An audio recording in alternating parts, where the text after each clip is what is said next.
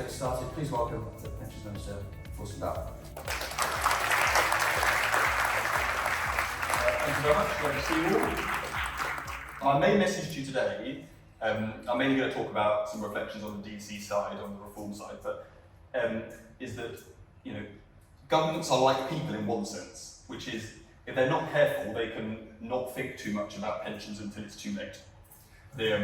That definitely can happen. There's lots of other things that are right at the front of political debates. Most of the payoffs in improving pensions policy are really long-term, 20, 30 years. And it's really important we don't do that. And this government is not doing that. So we are now 10 months in. You've had the Pensions Investment Review. I published the Pension Schemes Bill. We will shortly be launching the next phase of the Pensions Review, focusing on much wider questions about outcomes and fairness in the system. I think generally the sector wants to see that progress happening. I'm also conscious it brings with it lots of challenges that mentioned just now in terms of the pace of reform. I'm very alive to those, and we are sequencing the reforms in a way that hopefully makes this manageable for all of us, including capacity constraints on government. I say as someone who's about to spend a lot of my life in committee stages for the next few months. And hopefully those who haven't seen it, we have published a roadmap to that reform agenda in recent weeks, which hopefully one spells out why we're bothering doing any of this, but two gives you the current indications of what we think the timeline looks like. So I hope that's helpful.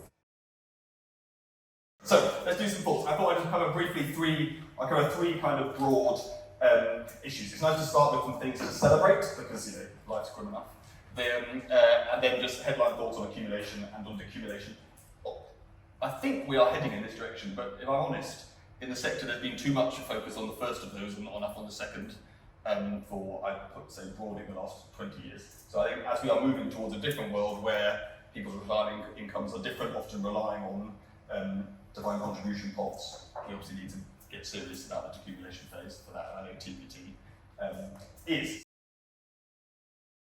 I think it's important to start with some good news. So this is obviously just showing us savings rates amongst different groups since the introduction of automatic enrolment, which tells you what you all know, which is this is one of those rare things in public policy that actually worked. It's even rarer in, if you went back 10 years, everyone was saying that behavioural economics and nudges were the answer to everything.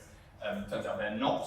But one thing they are good about, if they are not, this is obviously the least subtle nudge in history, right? But still, it's a nudge of a sort. It's just a very, very strong one. I'd say it's a shove, really. But it was successful, really successful, and it was particularly successful for lower earners. The bottom chart is showing you 10 to 20k savers, showing you we've basically doubled their savings rates. It's quite hard to think of a policy that's had a longer term effect that's as significant as that. Things to celebrate, pensioner poverty is also halved, admittedly mainly under the first decade of this things now. But if we've got people saving, and I think we all want to celebrate that, unless somebody's very counterintuitive at a pensions conference, then what is the nature of the accumulation challenge? And generally in the pensions world, people talk to me about, well, we need to have higher savings rates. I suspect if we did a poll, you would all think, if someone's nodding, we would like to see higher savings rates. I'm just going to gently nudge us on. The accumulation challenge is about more than higher savings rates. Anyone know what 45% is? This is a very important stat in pensions land. Anyone know? It's more fun if this is interactive. It might be quicker for you as well. 45% is the share of the working age population that is not saving anything currently into a pension. I think because we spend our lives in worlds, exactly, that's the right face. You should be shocked. But there are lots of people. It's not because everyone's opting out, it's because there's lots of people that are either not working, temporarily not working, have opted out, are self-employed, low earners, 45%. So we're only currently touching half of people. Just remember, half the population is not saving anything in a given year for their pension. That's not how we normally talk about pension contributions. That we need to think about that, not just how much people are savings. And then obviously we need to think about what do we get from the savings. It's not just savings rates to pension pot. Returns just really matter. Returns over 40 years really, really matter. So we've got to be absolutely ruthless. That gentle nudge, shove I talked about, has told the British people that elect me and save with you, that they basically should be saving. Right? With that comes a huge responsibility to make sure they are getting the absolute best value they can from those savings. Right, what are we doing? Well, we've got to drive down costs. This is I said to the team, go and find a picture of small pots So this is what you've got. Don't say we don't treat you well from DWP. We want less of those, fewer of those, we want them all in one place. But I'm just using that as an example, and to think about the system we've created, where we're all so grateful to get people to save, and think, how is that a system with there's less hassle, that's cheaper to run, that's delivering higher returns, right? And Smallbots is a really good example. We all know we need to do it. The bill will get on with it, hopefully getting rid of most of the 240 million of costs that's currently borne by the industry to pay for it. And then obviously we need higher value for money. Now, I won't go into all the details of the value for money framework that's being introduced, but it's really important to reset our focus onto that. It's not just about the costs being charged. We care about the costs only insofar as they're affecting the returns for savers, because as we've just heard, what savers get is what matters. I'm going to show you this chart, which is the chart of DC consolidation on the trust side. This is that's already underway. So we're already on the consolidation path. It's going at about 10% a year. The bill that we've introduced in the pension investment review is about giving wind into the sails of that consolidation. Right? It's not creating the process. It's just saying, look, we need to get there quicker. And why do we need to get there quicker? For a whole host of reasons. Costs will be lower. Ownership will be more concentrated, and active ownership is massively missing in the British economy and needs to come back, and because it will change the nature of assets people are able to invest in. You'll all have seen charts like this before, but this is just focusing on what are the private assets. This is only looking at private equity infrastructure, but I can obviously show you lots of others. And it's just telling you what you all know. Small pension schemes, with some exceptions, but small pension schemes do not invest in a diverse range of assets for good reason, which is the level of risk that exposes them to.